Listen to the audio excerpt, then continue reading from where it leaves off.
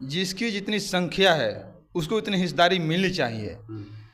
जंगल, जल, जमीन, सरकारी जितना संस्था है उसमें भी हिस्सेदारी मिलनी चाहिए और नौकरी में भी हिस्सेदारी मिलनी चाहिए। संख्या की मांग है कि ऐसे लोगों पर कानूनी कार्रवाई होनी चाहिए। और वैसे सरकार पर हम लोग क्या उम्मीद करें? ऐसे सरकार पर कि जिन्हीं के सरकार में उन्हीं के लोग शोषण करने लगे, दलितों के साथ अत्याचार करे, तो फिर हमें उम्मीद इस सरकार से। जाति में जैसे कि भुनिहार जाति का जनगणना हुआ तो उसकी जनसंख्या बताया गया है 2.27% और उनके पास जमीनें हैं 7.5%। और ब्राह्मण को जनसंख्या बताया गया 3.6%, जमीन है 16%। राजपूत की संख्या बताया गया है 3.45%, जमीनें है 19%। और इसी तरह से देखिए अब यहाँ पर चमार का संख्या बताया गया है कि 5.26% और जमीन है 0.5%। बिहार सरकार के द्वारा जातिगत जनगणना का डाटा जब से पब्लिक किया गया है तब से भूचाल आ गया है। पूरा देश ही नहीं, पूरा बिहार ही नहीं, पूरा देश में जो है भूचाल आ गया है। कुछ लोग इसका समर्थन कर रहे हैं, कुछ लोग इसका विरोध कर रहे हैं। इसी सिलसिले में बात करने के लिए हम पहुंच चुके हैं आज़ाद समाज पार्टी के कार्यालय पर और ये जानने की कोशिश करते हैं कि भीम आर्मी और आज़ाद समाज पार्टी के लोग जातिगत जनगणना के बारे में क्या सोचते हैं। इस संबंध में बात करने के लिए हमारे साथ मौजूद हैं आज़ाद समाज पार्टी के जिला अध्यक्ष, नाम है सुरेश आज़ाद जी। सबसे पहले स्वागत है सर आपका। बहुत बहुत धन्यवाद आपको भी और आपके चैनल के माध्यम से जितने लोग देख रहे हैं उनको भी धन्यवाद देता हूँ। आज़ाद समाज पार्टी और भीम आर्मी के लोग जातिगत जनगणना का जो डाटा पब्लिक किया गया है उस डाटा में 1 नंबर पे जो जातियाँ हैं यादव को रखा गया है, 2 नंबर पे दुसाध यानी पासवान समाज को रखा गया, और तीसरे नंबर पर रविदास यानी चमार जी को, और चौथे नंबर पे जो है कुशवाहा समाज को रखा गया है। कैसे देखते हैं इस आंकड़ों को? देखिए, जो बिहार सरकार के द्वारा जो जातीय जनगणना कराया गया है और सबके सामने लाया गया है, इसका हम लोग समर्थन भी करते हैं ताकि सबको अपनी संख्या का पता होनी चाहिए, ताकि हमारे संख्या कितनी है और मुझे हिस्सेदारी कितनी मिलती है। और मेरी मांग है, पहला मेरी मांग है तो बिहार के मुख्यमंत्री नीतीश कुमार जी तथा श्री तेजस्वी यादव जी से कि जो इस देश में जिसकी जितनी संख्या है उसको उतनी हिस्सेदारी मिलनी चाहिए। जंगल, जल, जमीन, सरकारी जितना संस्था है उसमें भी हिस्सेदारी मिलनी चाहिए और नौकरी में भी हिस्सेदारी मिलनी चाहिए संख्या के आधार पर। ये माननीय मुख्यमंत्री जी से मैं आग्रह भी करता हूं कि संख्या के आधार पर सबको हिस्सेदारी सुनिश्चित करें।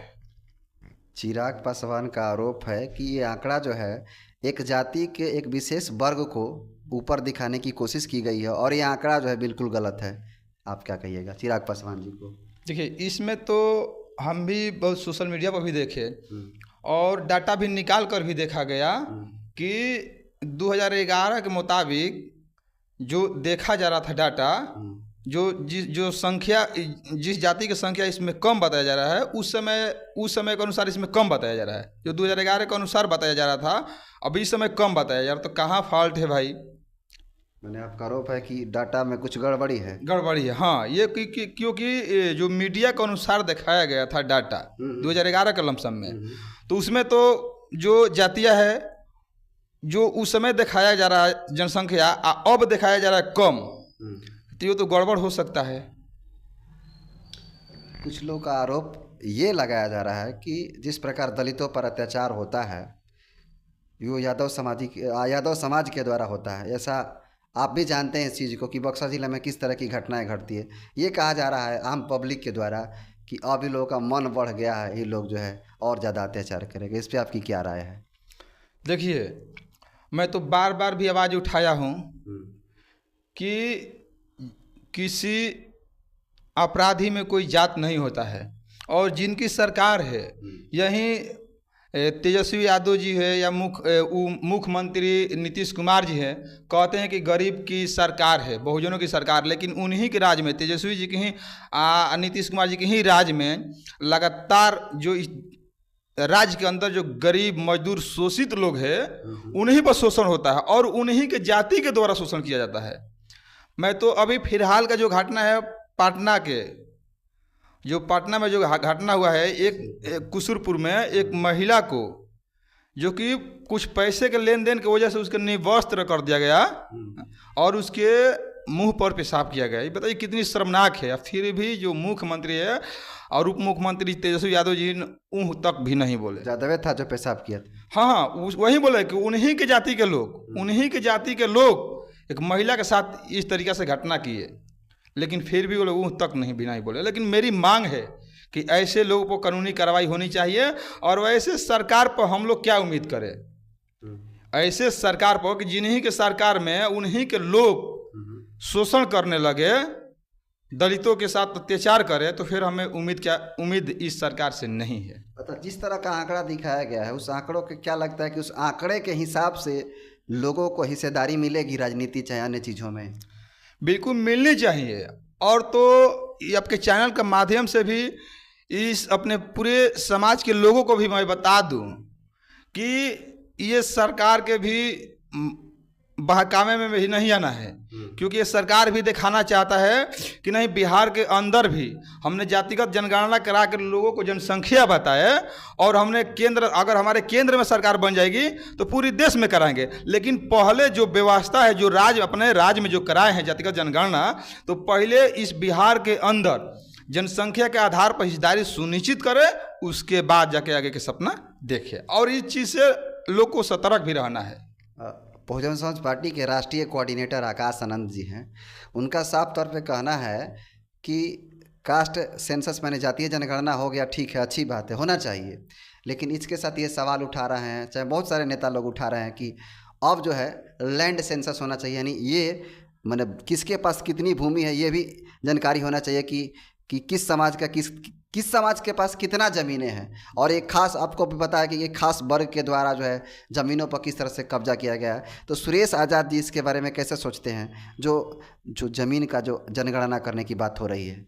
देखिए, ये बात सही हुआ है कि देखिए, आपको अभी भी मैं बता देता हूँ कि जो इस देश के अंदर जो जातिगत तरफ जो जनगणना हुआ है कि जाति में जैसे कि भुनिहार जाति का जनगणना हुआ तो उसकी जनसंख्या बताया गया है 2.27% और उनके पास ज़मीनें हैं 7.5%।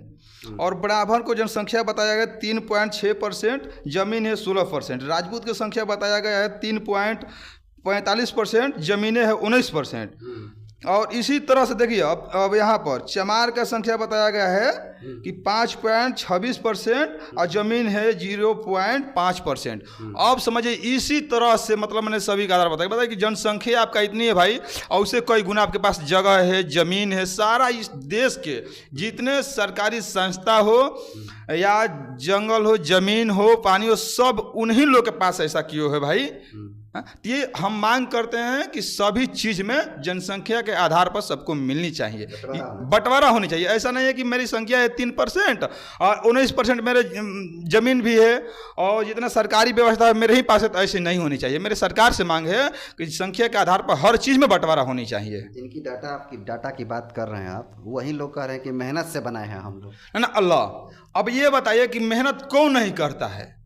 मेहनत कौन नहीं करता है? इस देश के तो मूल निवासी बहुजन हैं, इस देश के मूल निवासी बहुजन हैं और ये लोग तो विदेश से आए हुए हैं।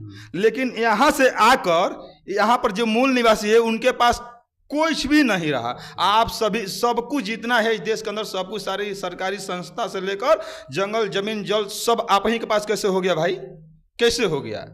ये सीधी हुआ कि जो आप लोगों ने गर्दन काट के इस देश के गरीब मजदूर को गर्दन ममोड़ कर, इसको डरवा धमका कर सारी व्यवस्था को आपने अब कब्जा कर लिए हैं।